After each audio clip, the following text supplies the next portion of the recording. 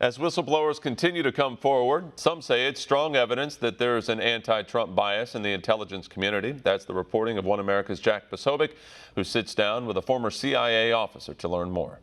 We're excited to welcome back here to One America News, Brad Johnson, the president of Americans for Intelligence Reform. Brad, thanks for coming on again. Jack, thank you for having me. Tell me how you view these whistleblowers and where does that fit into the overall, I guess, prognosis that you have for the intelligence community? The whistleblowers are a symptom of the central problem.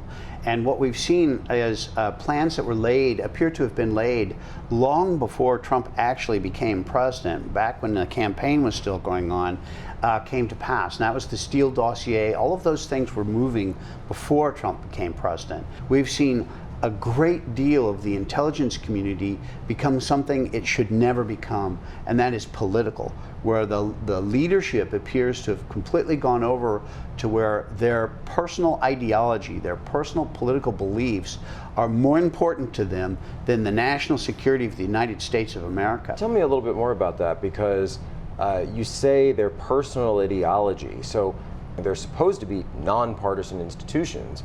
What you're saying is that's not the case now. The way promotions work in the government, it's tightly controlled. So you're not able to look at the person's race or religion or any of those factors while they're in promotion panels.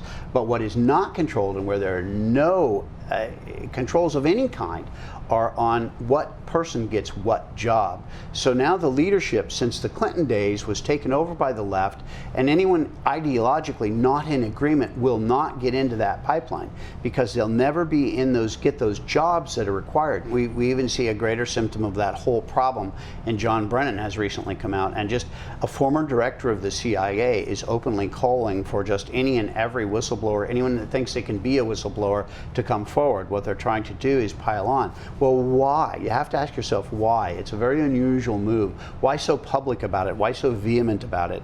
And I go back again to the FISA problem that's coming forward.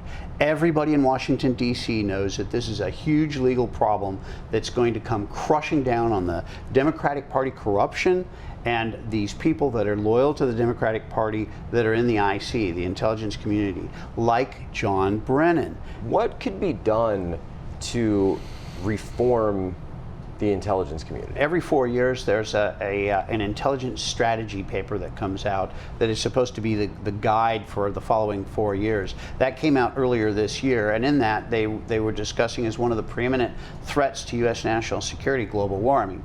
Global warming is just an unproven theory for which there's almost no evidence whatsoever, and yet this is the type of focus that the intelligence community has. It's political.